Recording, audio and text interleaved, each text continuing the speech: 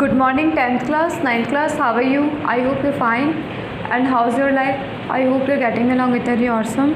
9th 10th, अब आप मेरी बात सुनिए। कल हम लोग समास पढ़ रहे थे, अवयवी भाव समास आप लोगों की कंप्लीट हो चुका था ना, अवयवी भाव समास। अब आपके स्टार्ट होता है, नहीं अवयवी भाव समास आपकी कंप्लीट नहीं हुआ था, ठीक है। हम लोग इसके एग्जाम्पल्स पढ़ रहे थे। आज हम लोग पढ़ेंगे पेज नंबर 87 पर। देखिए, अव्यय पदम अनु अव्ययस्यार्थ पश्चात योग्यम, प्रथम पद में षष्ठी विभक्ति, ठीक है। देखो समस्त पद दे रखा है, अनु उपसर्ग दे रखा है इसमें, अवयव अनु अव्यय, ठीक है। अनु उपसर्ग भी होता है और अवयव भी। अनु रथम, रथस्य पश्चात, अर्थ क्या है, रथ के पीछे। अनुग्रहम, गृहस्य पश्चात, घर के पीछे। बच्चों पश्चात का मतलब होता है पीछे, इस बात का ध्यान रखना। पश्चात का क्या मतलब होता है, पीछे। अनु विष्णु, विष्णु पश्चात, विष्णु के पीछे। अनुपदम, पदानाम पश्चात, पैरों के पीछे। अनुजनकम, जनकस्य पश्चात, पिता के पीछे। अनुशंभु, शंभो पश्चात, शंभु के पीछे। अनुलतम, लतायाः पश्चात, लता के पीछे। अनुगुणम, गुणानाम योग्यम, गुणों के योग्य। अनुकूलम, कुलम कुलम, किनारे किनारे। अनुदिनम, दिनम दिनम, दिनों दिन। अब अव्यय पदम प्रति, ठीक है। अब कौन सा पढ़ेंगे अपन, इसमें अव्यय पद प्रति और अव्ययस्यार्थ विप्सा अर्थ है उत्तर पद को दो बार, प्रथम पद में द्वितीय और सप्तमी विभक्ति। देखते हैं। प्रत्येकम, एकम एकम, एक एक इसका अर्थ होगा। प्रतिपादम, पादम पादम, पाद पाद। प्रतिमासम, मासम मासम, मासे मासे, मास मास। मास मास का मतलब समझते हैं आप, महीना महीना।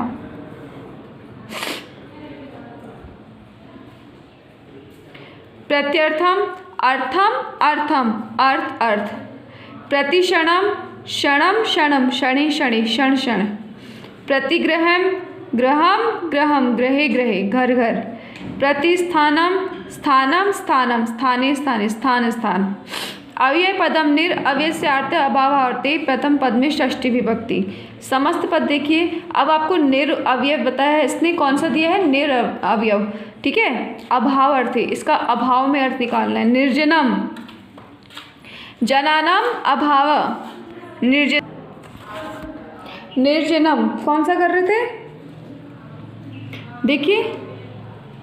निर्जनम, जनानाम अभाव, लोगों का अभाव। निर्मिक्षिकम, मक्षिकाणाम अभाव, मक्खियों का अभाव। निमर्शकम, मशकानाम अभाव, मच्छरों का अभाव। निशंकम, शंकायाः अभाव, शंका का अभाव। निर्बाधम, बाधानाम अभाव, बाधाओं का अभाव। निर्धनम, धनस्य अभाव, धन का अभाव। निर्जलम, जलस्य अभाव, जल का अभाव। आगे देखिए। अव्यय पदम यथा, अब हम कौन सा अव्यय पद पढ़ेंगे, यथा। अव्यय से अर्थ कौन सा होगा, अंतिक्रम्य, ठीक है। अंतिक्रम्य में देखते हैं। यथा शक्ति, शक्तिम अंतिक्रम्य, शक्ति के अनुसार। अंतिक्रम का मतलब क्या होगा बच्चों, हिंदी में अनुसार, क्या होगा, अनुसार। देखिए यथामति, मतिम अंतिक्रम्य, मति के अनुसार। यथा शास्त्रम, शास्त्रम अंतिक्रम्य, शास्त्र के अनुसार। यथा विधि, विधि में अंतिक्रम्य, विधि के अनुसार। यथेच्छम, इच्छाम अंतिक्रम्य, इच्छा के अनुसार। यथा स्थानम, स्थानम अंतिक्रम्य, स्थान के अनुसार। यथा योग्यम, योग्यताम योग्यम अंतिक्रम्य, योग्यता के अनुसार। यथा कालम, कालम अंतिक्रम्य, काल के अनुसार।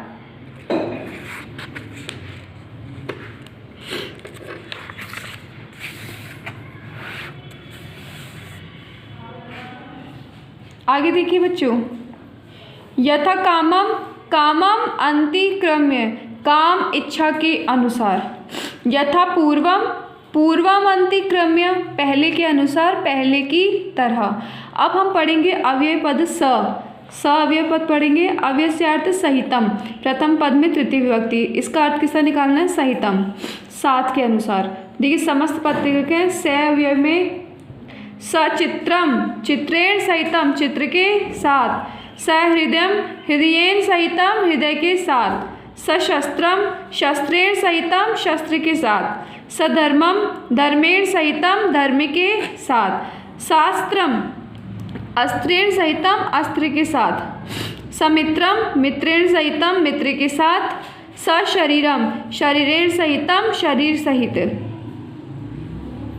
सकलम कलाभि सहितम कलाओं के साथ, शांतम अंतेन सहितम अंत के साथ, सानुवादम अनुवादेन सहितम अनुवाद सहित, सत्वरम त्वरया सहितम त्वरा मतलब जल्दी के साथ। अब बच्चों ये आपको बता दूं, अगर सुनेंगे सब मेरी बात 9th क्लास 10th क्लास, आपके अवयवी भाव समास जो था वो हो चुका है कंप्लीट, है ना। लेकिन आपको बता दूं अवयवी भाव समास में जो एग्जांपल्स आपको दे रखे हैं ना, उसका हमने कल पढ़ा था कि अवयवी भाव का प्रथम पद तो क्या होता है अवयव, और आखिरी दूसरा पद कौन सा होता है संज्ञा।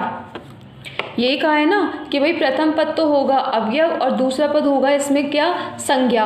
जहाँ पे आपको प्रथम पद अवयव मिल जाए और दूसरा पद संज्ञा का मिल जाएगा तो वहाँ आपको ये बात समझ लेनी है कि ये कौन सा समास है, अवयवी भाव समास है ना। थोड़ा सा आपको डिफिकल्ट इसलिए लग रहा होगा क्योंकि इसमें समास विग्रह ये संस्कृत के अंदर आ गया है। इतना डिफिकल्ट भी नहीं है बच्चों, पढ़ोगे तो तुम्हें अच्छी तरह समझ में आ जाएगा और नहीं पढ़ोगे तो फिर तो बात है ही अलग।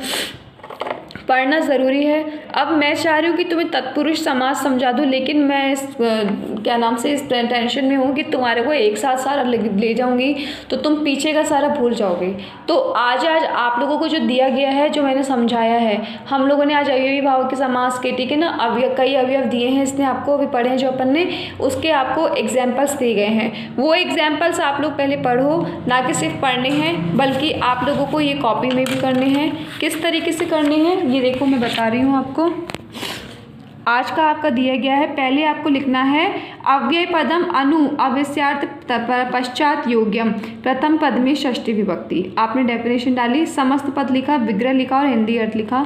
उसके बाद आपको लाइन टू बाय, ठीक है ना, नंबर वाइज जिस तरीके से इसका अर्थ दे रखा है वो आपको अपनी कॉपी में करना है। सेकेंड अपन पहुँचते हैं अव्यय पदम प्रति, ठीक है ना, प्रति की पहुँचते हैं, प्रति अवयव के पास। अव्यसार्थ विप्सा अर्थ है, ठीक है ना, विप्सा अर्थ है उत्तर पद को 2 बार, प्रथम पद में द्वितीय सप्तमी विभक्ति के। वही समस्त पद विग्रह और हिंदी अर्थ आपको वैसे जैसे कि लाइन टू बाय, ठीक है ना, नंबर वाइज जैसे डाला हुआ है आपकी बुक में वैसे आपको लिखना है। आगे आप पहुँचते हैं अव्यय पदम निर अव्यस्यार्थ अभावार्थी, प्रथम पद में षष्ठी विभक्ति। एज इट इज़ जैसे कि उतरा हुआ है बिल्कुल वैसे आपको उतार लेना है। आगे अपन पहुँचते हैं अव्यय पदम यथा अव्यस्यार्थ अंतिक्रम्य, समस्त पदम विग्रह और हिंदी अर्थ, जैसे कि आपको यहाँ दिया हुआ है एज इट इज़ आपको वैसा ही उतारना है। आगे पहुँचते हैं अपन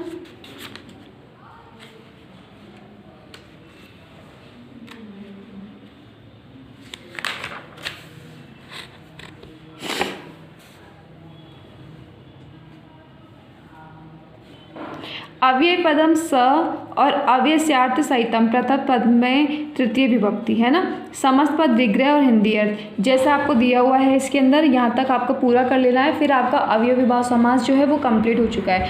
कल हम पढ़ते हैं तत्पुरुष समास। कौन सा पढ़ेंगे हम कल? तत्पुरुष समास। तत्पुरुष समास कल हम पढ़ेंगे, लेकिन सारे बच्चों से मेरी रिक्वेस्ट है कि जो आज आप लोगों को पढ़ाया गया है अवयवी भाव समास के जो एग्जाम्पल्स आज हम लोगों ने पढ़े हैं वो आप सबको पढ़कर, ना कि सिर्फ पढ़कर आने हैं बल्कि आप सबको अपनी कॉपी के अंदर भी करनी है, जैसा मैंने आपको बताया है कि किस तरीके से उतारना है और किस तरीके से करना है। समझ में आया? 9th क्लास 10th क्लास, ठीक है। कोई प्रॉब्लम आए तो आप लोग मुझे मैसेज कर सकते हैं। Okay, bye.